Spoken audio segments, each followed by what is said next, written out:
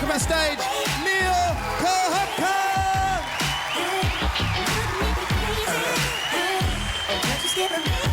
Yes! You guys good? How you going? Yes! Awesome. Now, I love listening to the commercial songs that you hear on the radio these days, because a lot of these songs, they tend to have a featured rapper or a featured rap verse. So you get these really beautiful, soulful R&B melodies, and then it gets to the rap verse. So excuse the singing, but it's something like, girl, you're so beautiful, it makes me cry, and I just wanna love you till the day I die. Yeah, you ain't never seen a dick this big, this black.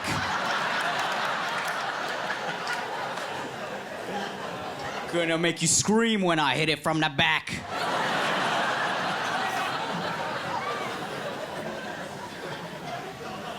I love the clean versions of rap songs as well that they put on the radio where they've taken out the swear words. I mean, what's the point? Half the words are just gone these days.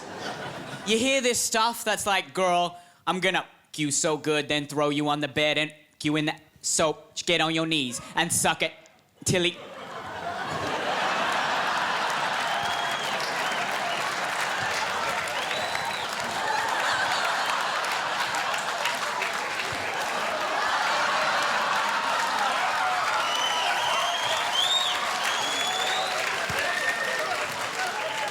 on your face.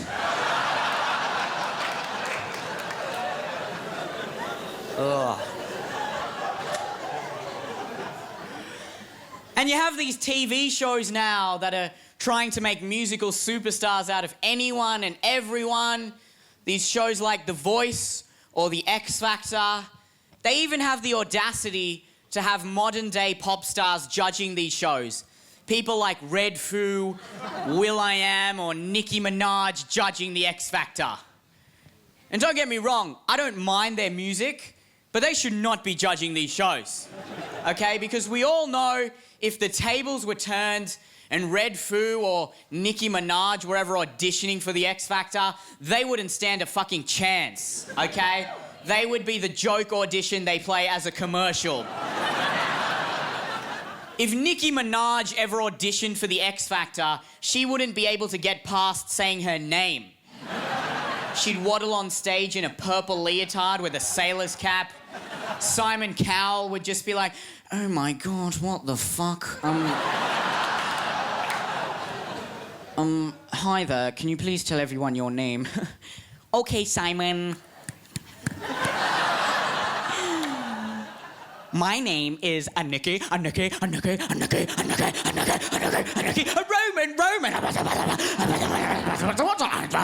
Bad bitch getting dick.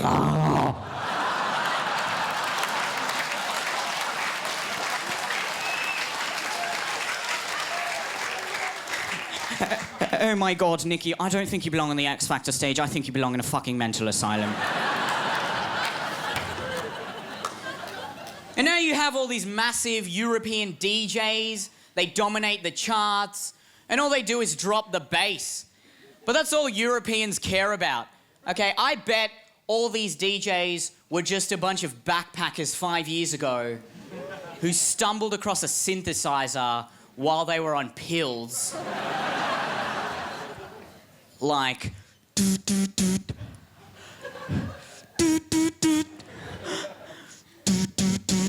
Yeah, this is quite good.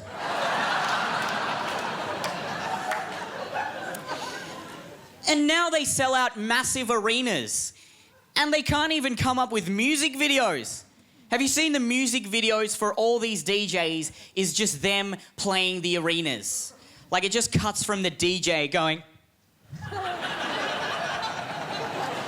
to all the people going, oh yeah, we love you so much. Every time you drop the bass, I drop the semen in my pants.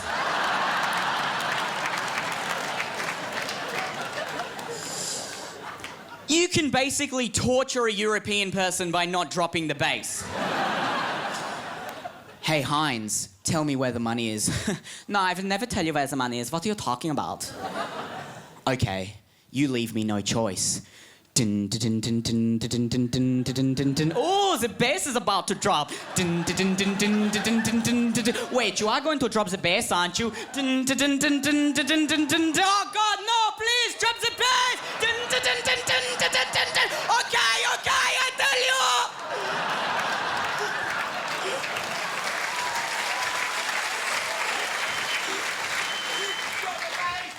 The money is in the strudel. But we worship these people. It's ridiculous, you know. They have so much influence on us. Do you know what the first album I ever owned was? The first album I ever owned was this album called Jackpot by this rapper Chingy. Yeah.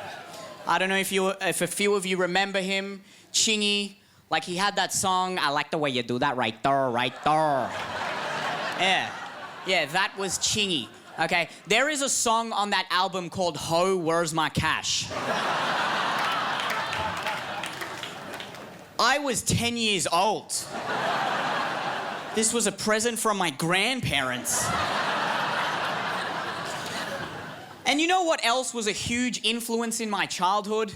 Professional wrestling.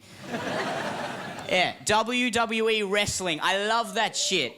Probably not the best influence on me, okay? They didn't exactly depict women in a good light, okay? You know, they once had a paddle on a pole match between two divas where one of them had to retrieve a paddle from the top of the pole and spank the other one into submission. Like, hillbillies bring their kids to this shit. They're like, hey, Billy, if you make it in NASCAR, you could get yourself a slut like that. Man, they once had a ladder match between Eddie Guerrero and Rey Mysterio with the custody papers of Rey's son hanging in a briefcase above the ring. Like, I would watch this shit, then I would listen to Chingy, then I would just kill prostitutes on Grand Theft Auto, okay? That was my childhood. And kids these days, they don't have any respect for their parents. You see these kids in video game stores, they're like, Mum, I want Grand Theft Auto 5 now. Only if you're a good boy, sweetie. Shut up, bitch. Buy me the game. Oh, he's such a handful. Like, these kids just look up to whoever they see in the media. And there were never any proper multicultural faces in the Western media. So all us second-generation Indians, Asians, Europeans, Arabs, we didn't really have anyone to look up to. Like, who did I have to look up to, huh? Apu from The Simpsons. That was it. Oh, thank you. Please come again. And nothing's changed. Just look at the biggest show on TV today, The Big Bang Theory. 4 nerds who are terrible with women, and the Indian guy is by far the worst. Have you seen this guy? Like, the blonde lady walks into the apartment and he's like, oh, praise Vishnu, I must go to my room. Oh. It's ridiculous, you know. So I do my bit for racial stereotypes, and I fuck a lot of girls. Every time I walk into 7-Eleven with a really hot girl, the guy just gives me this look like, you did it, bro.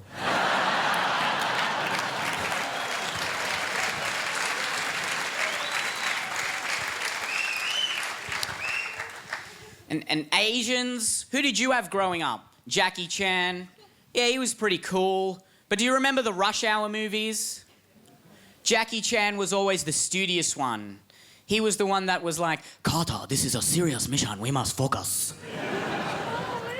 Whereas Chris Tucker was like, but damn, Lee, look at the ass on that girl, shit. So you know what we did? We identified with African Americans because they were cool.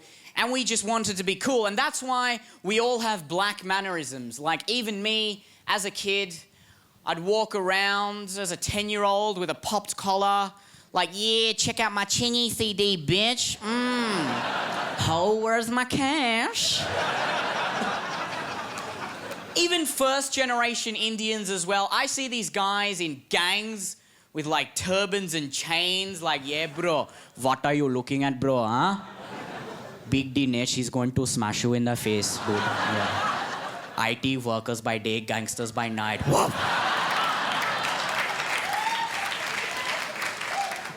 I've had Indian girls go ghetto on me.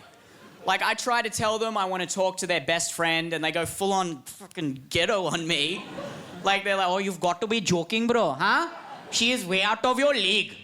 I will break your dick. And the thing is, like, none of us are from the ghetto. None of us are straight out of Compton. We're all straight out of commerce and medical degrees. All these Asians running around like, yo, we gonna turn up, y'all. The only thing you're turning up for is 9 a.m. finance lectures, okay? You'll be going to the doctor in 5 years like, oh, Dr. Zhang, I've got a really bad neck. Yeah, 'cause you've been sucking too much dick, motherfucker.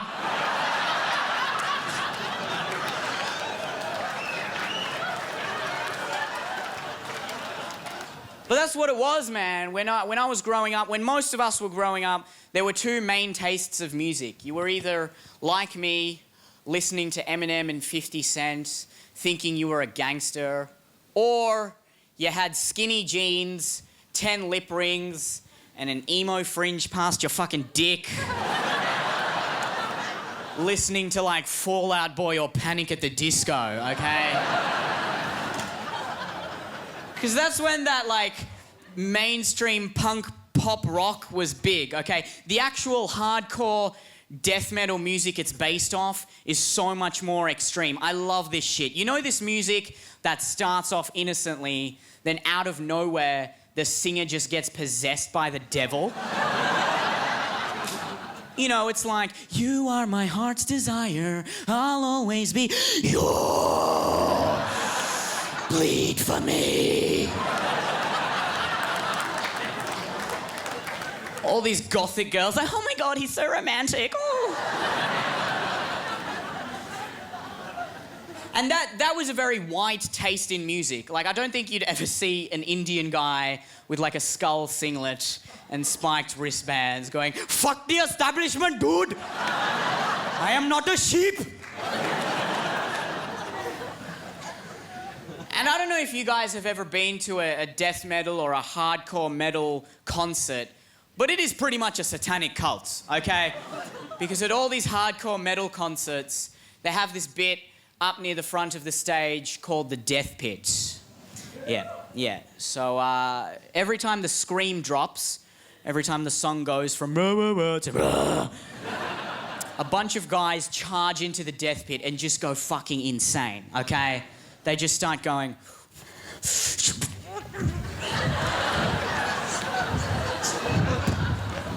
And there's even two guys running around the whole thing like this, okay?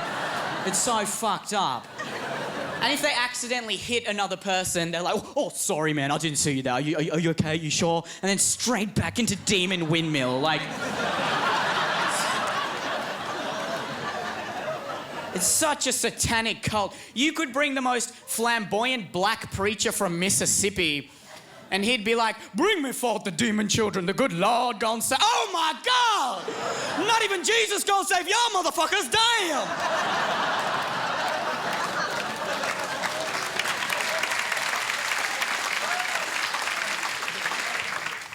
And that's the crazy thing with all these people who are into hardcore death metal music.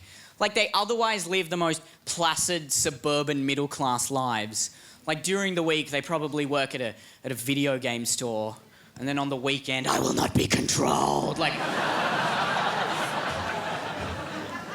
How do you get like that? Like, are they just sexually frustrated? Like, honestly. Because let's be honest, there's no shortage of sexually frustrated guys out there, you know? And a lot of guys who have this one particular excuse as to why they can't get laid. I'm too nice. You know these guys? Oh, I'm too nice, man. That's why I don't get girls. I'm just too nice, you know. I'm such a gentleman. Girls just want bad boys. Oh, fucking...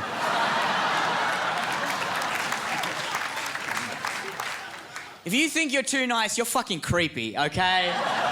That's all it is, because that is a very powerful word women have over us. They can call us out for being creepy on anything. You know, we like a girl's Facebook status, creepy. We don't like her status, creepy. We smile too much, creepy. We fucking catch a bus to work. Oh my God, he catches the bus. What a fucking creep, seriously.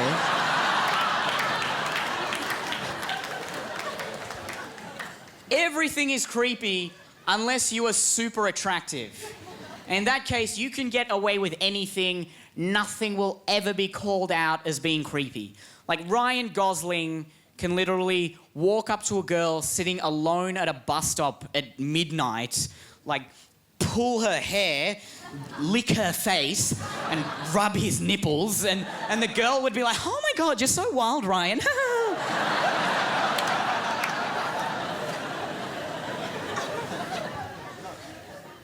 But sex sells, you know, that's the truth of it.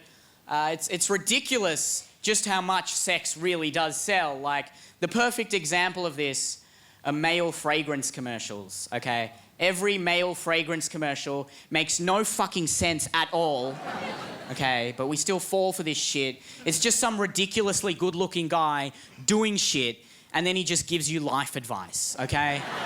So it's just some model, and he's, like, digging a hole or something. He's like...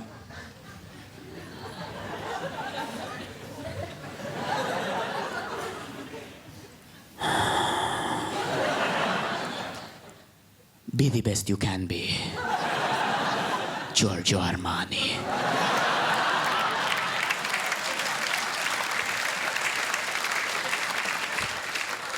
What the fuck? Are you selling fragrance or life coaching, man? Like... But that's how powerful that image is. They just need to name the brand and we still fall for this shit. Like, that guy can say anything and we'd still buy the product. Like, he could be like...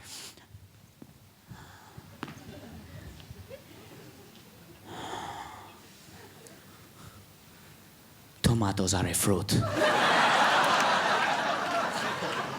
Giorgio Armani. It's ridiculous, you know.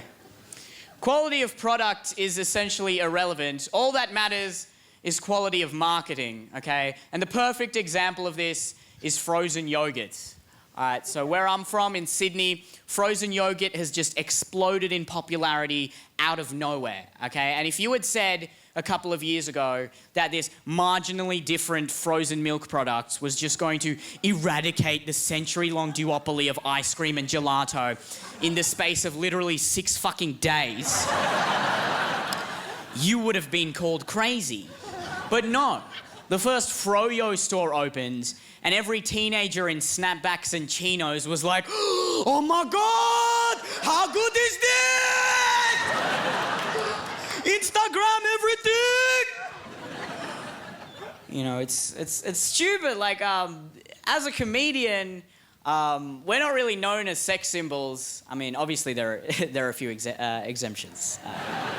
But in general, it's the pop stars. You know, they get all the pussy, you know. Someone like Justin Timberlake, he can get on stage and dedicate a song to a girl in the audience. You know, I can't dedicate jokes to girls in the audience. Justin Timberlake can get on stage and be like, what's your name? Hannah. This song is for you, Hannah. And then sing a really beautiful song, and the girl's like, oh my God, I love you, Justin. I can't do that, can I? I can't be like, this joke is for you, Hannah. Oh, you've been sucking too much dick, motherfucker! That was for you, Hannah. Like...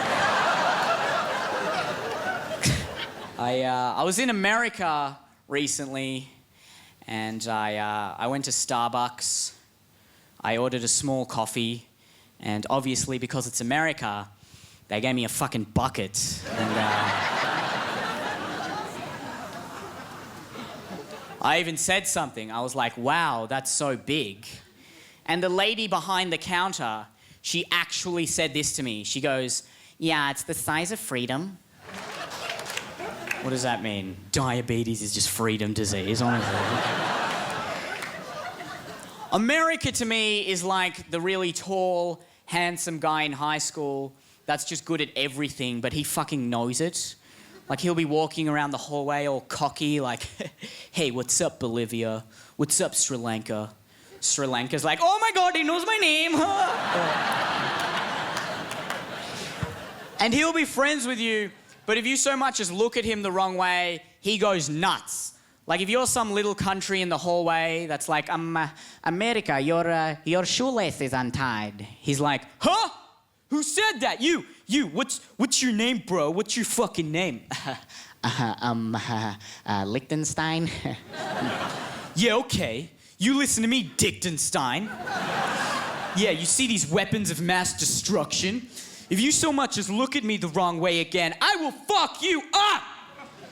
And let's be honest, as Australia, we're kind of like the dumb best friend that's like, yeah, mate, he's gonna fuck you up!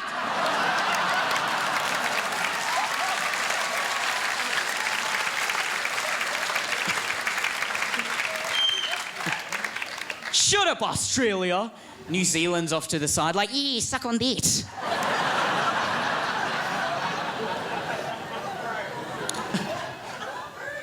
I'm pretty sure if North Korea was a kid in high school, he'd be the strange kid that no one really talks to. And America is always trying to find out what's in his locker. He's always like, what's in your locker, North Korea? Yo, come on, open up, show me. North Korea's always like, rim me around, America!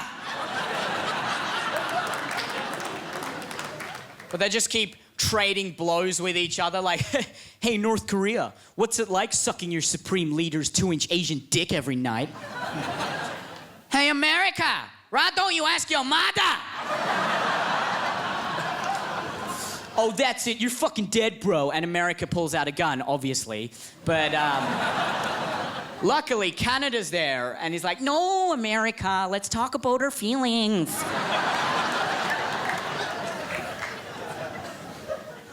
What's your problem, Canada?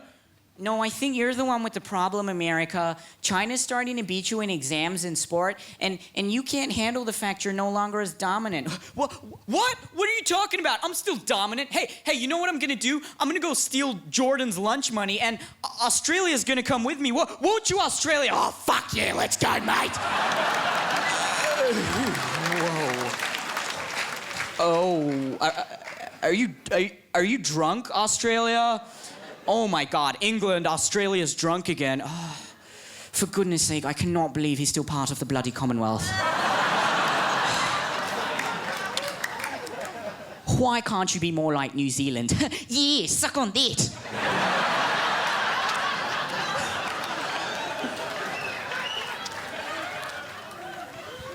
I love American TV. The thing I love most about American TV are these really overly patriotic documentary shows they have. You know, these ones that are like, America's largest skyscrapers, or America's worst plane accidents. Like, I'm pretty sure the strategy is just to have America's, then an adjective, then something else, and it's a hit show, okay? And you always have to watch it because the voiceover is so compelling. You know, it's always like, Jonathan walks to school when suddenly an SUV swerves violently, leaving Jonathan fighting for his life. But the culprit was not the 40-year-old driver of the SUV, no. The real culprit was one of America's worst potholes. Coming up after America's worst potholes, America's most violent pigeon massacres. I was also in India recently, and I hate these people that come back from India and feel the need to tell you about the cultural experience they had. You know, these people, they're like, oh my God, I just went to India. It was such a cultural experience. You know, like, I really felt like I found myself. You know, I finally found my soul, which is amazing because I'm in like the 10th year of my arts degree.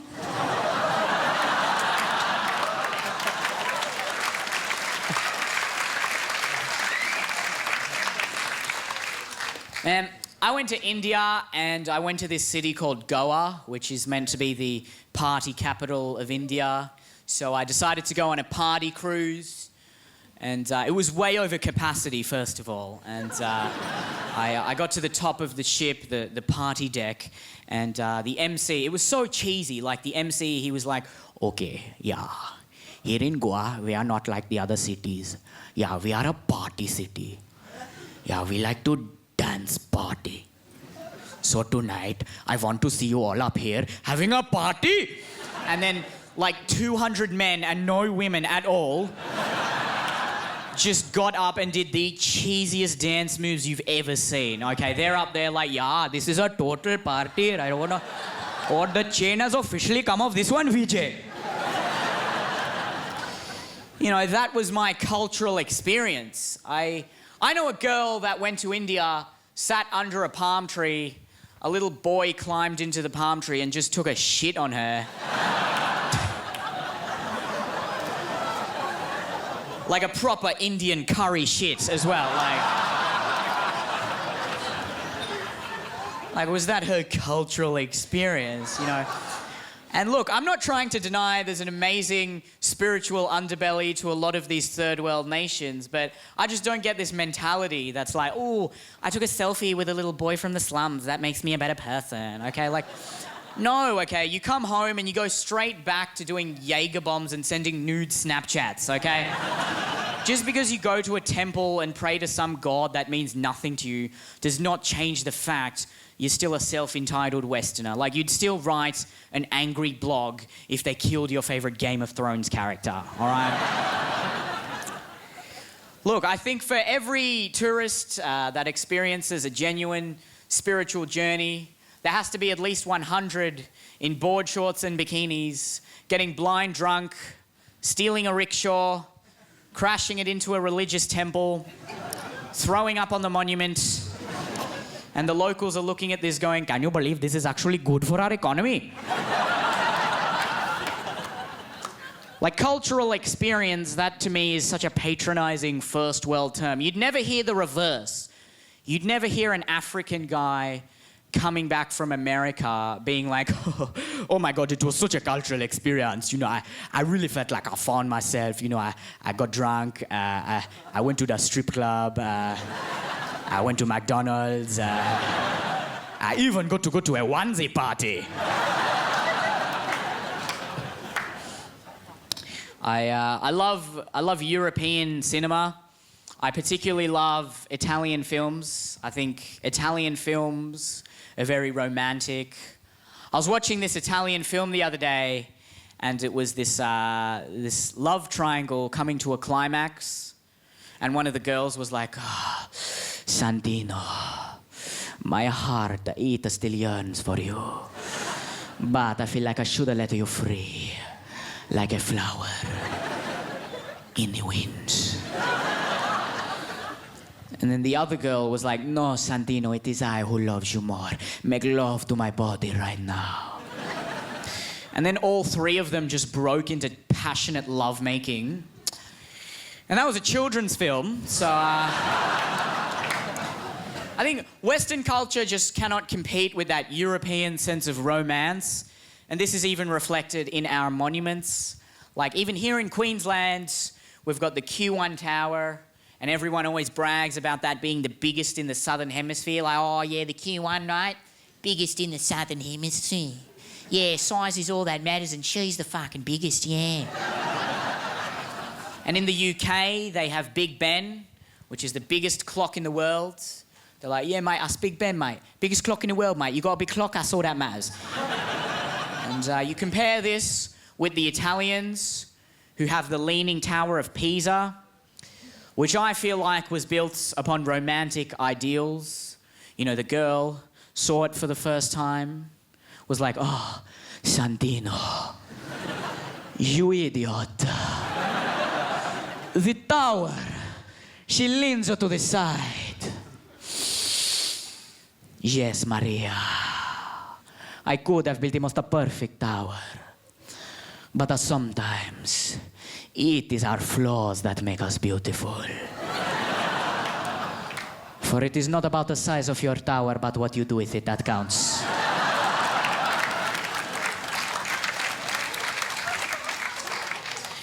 And each year she shall fall closer and closer to the ground, but I too shall fall deeper and deeper in love with her. That joke was for you, Hannah.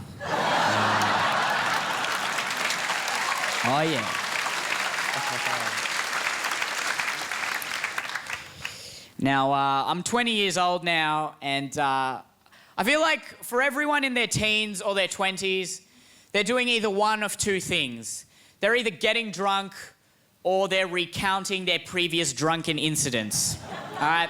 And the way they recount these drunken incidents is hilarious because it is the greatest thing that has ever happened to them. I'll be with my friends at pre-drinks. Someone brings out a particular drink like Jim Beam. Someone else is like, oh, Brendan, it's time for you to get reacquainted with your favourite mistress. And Brendan's like, oh, yes, I will admit, Jim Beam and I have had a tumultuous on and off again relationship, but look, I just love having him inside me, mate. This is how it is, okay? And like someone else, will then top that. They'll be like, guys, no one can deny Brendan's homoerotic affiliation with Jim Beam, but it is nothing compared to Stephen's night of debauchery with his good friend Bailey's. And I'm always the one that's like, when the fuck did this happen? And they're like, oh, Neil, it was so fucked, right? It was Sarah Jones's 21st birthday. And Stephen over here, after drinking an entire bottle of Bailey's, stumbles over to Sarah's mum, who is giving a speech in front of the entire family, slaps her on the ass and says, Mrs. Sarah, it is my ultimate fantasy to fuck you and your daughter at the same time.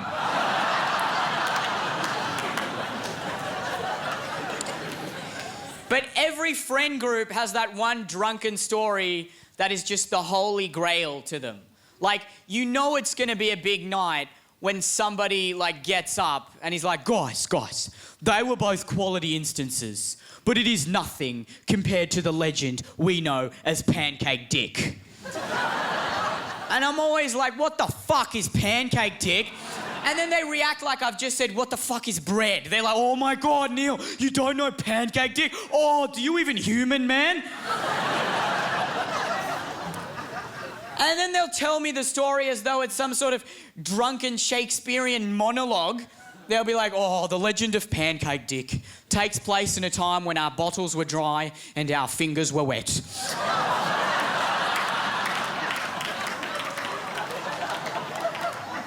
A time we knew as grade 11. Now, it was Claire Mackenzie's 16th. And James over here, he was trying pills for the first time. And Neil, at 8 o'clock at night, we dead set caught him humping the dishwasher. And we're like, what the fuck are you doing, man? And he's like, oh, I love her. Anyway, he eventually passed out from this in Claire's brother's room. So we left him. The rest of us boys, we went out, had a couple more drinks, and when we came back, James was gone, okay? And I don't mean gone as in, oh, he was so gone. I mean, like, where the fuck is James? Where the fuck is he? And the next thing we see is the light come on in the neighbour's kitchen window. And we see a shirtless James poke his head out of the window, yelling out, guys, I've found the goddess of life. I must please her. And we're like, oh, fuck, James is about to commit rape. Okay. We bolted over to the neighbour's house, smashed in the door, ran into the kitchen, and Neil, what we saw was worse than rape, man. What we saw was a naked James, his dick inside of the neighbour's pancake machine. He was fucking the neighbour's pancake machine.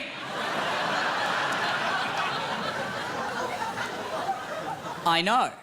And by default, I have to be like, bullshit, that could not have happened. And they're like, Neil, you can't make this shit up. Okay, he was there, somehow fully erect, pancake residue all over his groin, just going at it with the machine. And then I have to be like, oh, what happened next? And they're like, oh, it took like 3 of us to restrain him. The old lady that lived there called the police. And now James has a criminal record. And... James is like, but it was worth it because it was such a sick night. And the whole group just starts chanting, Pancake Dick, Pancake Dick, Pancake Dick. And to me, that is the perfect symbol of capitalism. Like African kids working 12 hours a day so James can stick his dick into the pancake machine. And if you told the African kids that story, they'd be like, well, if I had a machine that made food for me whenever I wanted, I would have sex with it too.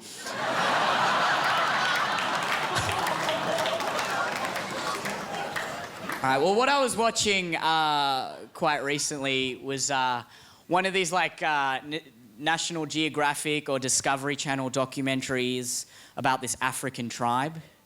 You know these ones where they try to find the most primitive tribe on the planet? And there's, like, some really big African guy, and he's got tattoos everywhere, and he's like, for the boy to become a man, when he feels the heat of his 13th summer, he must whip himself till he bleeds the blood of manhood and offer it to the woman in a carcass of a meerkat. And everyone who watches it is like, oh my God, it's so primitive, it's so tribal. Ah! And like, I agreed with that general sentiment. I thought Western society has obviously come a long way from our tribal days. We've evolved, we've moved forward. Till I went clubbing for the first time. And no, we haven't evolved one fucking bit, okay? You ever want to go on safari, don't bother buying a plane ticket to Africa. Just go out on a Saturday night because it is a bunch of drunken, horny monkeys jumping up and down for 4 hours in a sweaty breeding frenzy, okay? And all my friends say the same thing about clubbing. They're like, oh, bro, you just gotta be drunk to enjoy clubbing, man. You just gotta be drunk, bro. Take like pills, coke, ice, heroin, weed. That's how you fucking enjoy clubbing, bro. And that's saying something, isn't it? If I have to be intoxicated to enjoy something, it's not an enjoyable thing. You know, the only time I ever enjoyed watching Twilight, I was drunk. It's still fucking shit. And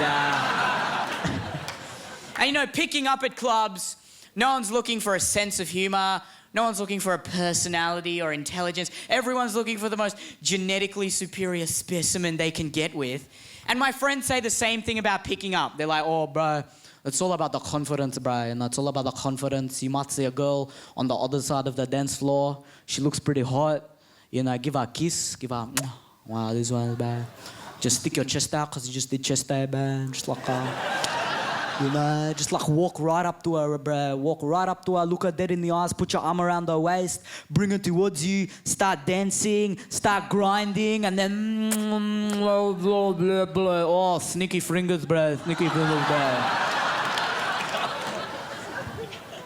And I was like, yeah, okay. I'd rather not be the basis of an episode of Law and Order SVU. Thank you very much. And the way girls dance at clubs is so good. You all look really nice dancing at clubs. You got these tight party dresses. You got the arms. You got, oh fuck it, I'll just commit to this. You got the arms. You got the hips going. It's fucking like.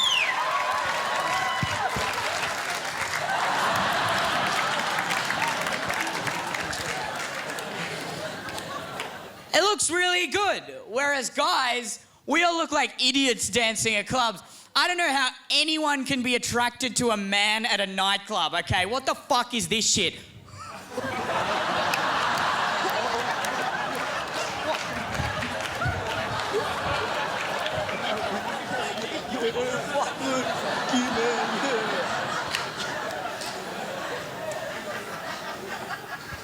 Man, some of these people are going to have kids.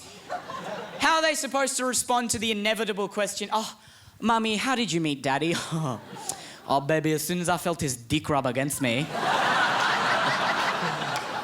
I knew he was the one. It's a primal breeding frenzy, honestly. All it's missing is David Attenborough at the end, just to be like, and those males who are unsuccessful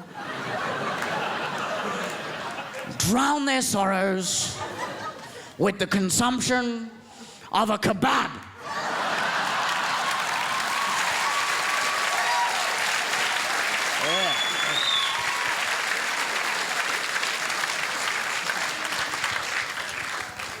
Yeah. Why is it always the worst fried foods at the end of a drunken night out? Like, haven't you put your body through enough hell? Shouldn't you be stumbling home at 2 a.m. in the morning being like, oh my God, I would kill for a garden salad right now? I'm pretty sure if Charles Darwin was ever exposed to clubbing, he'd be like, whoa, there goes my theory. Or what about a man from Shakespearean times? You know, they used to court women with songs and poetry. Imagine bringing one of them back and putting them in a nightclub. They'd stand no chance. Oh, fair maiden, your hair, it flows like the grandest of rivers. What the fuck, bitch? Do you even lift?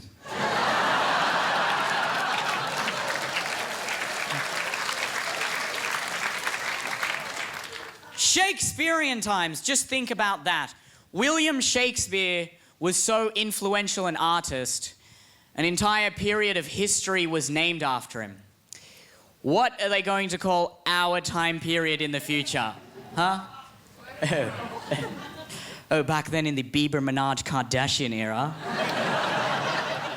Or as it is more commonly referred to, the hashtag YOLO swag dark ages. Brisbane, you guys have been fucking amazing. Thank you so much. Yes.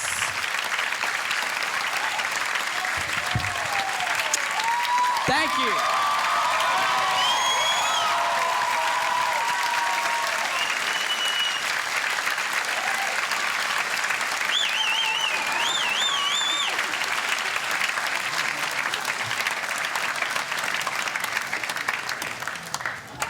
Give us your fucking money, cunt!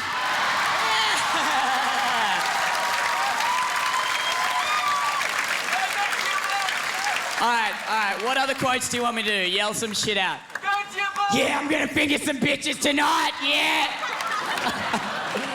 Oh. How old are you, by the way, Hannah? Are you single? Yeah, see, that shit was all filmed, so I couldn't talk to you, but now I'm gonna fucking... actually, is that your... Oh, is this your mother? Oh, I'm joking. I was kidding. Your younger sister, oh, is it? No, but seriously, how old are you? 21. That's too old. I'm kidding. Are you single? No. Where's your boyfriend? Canberra. Well, that's fucking good enough. Oh. Yeah, look, I just want to say you guys have been fucking an amazing fucking crowd. This is the first time I've been to Brisbane. It definitely won't be the last. If you guys want a photo or anything like that, I'll be out. Just give me a few minutes. I'll be out there. You can get a photo with me. You know...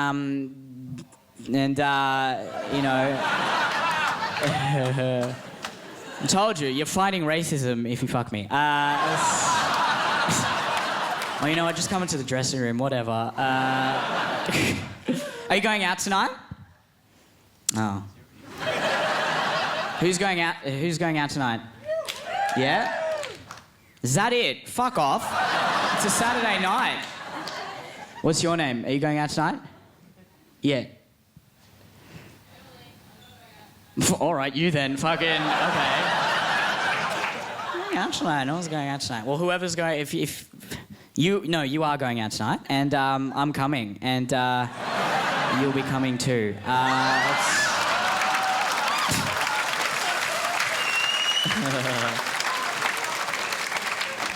right, I'll leave you. I'll finally leave you on this one. I mentioned my dad in the first half. I mentioned my parents.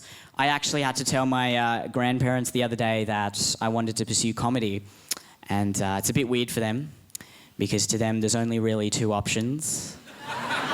There's just like, is he doing medicine or engineering? What are you doing? Medicine or engineering? What is it? Huh? Tell me. Comedy. What is this comedy you talk about? Huh? What is this? Huh? So I showed my granddad a video of my comedy, and he's like, oh my God. You are just talking. But you are just going to talk for the rest of your life, huh? You're just talking, huh? And I said, no, Granddad, they're jokes. They're jokes, Granddad. And he's like, jokes? Jokes? Jokes? I did not get any. And then my grandmother says, kind of like you at schoolies, Neel. Ladies and gentlemen, you've been amazing. Thank you so much. Thank you, Brisbane. Thank you.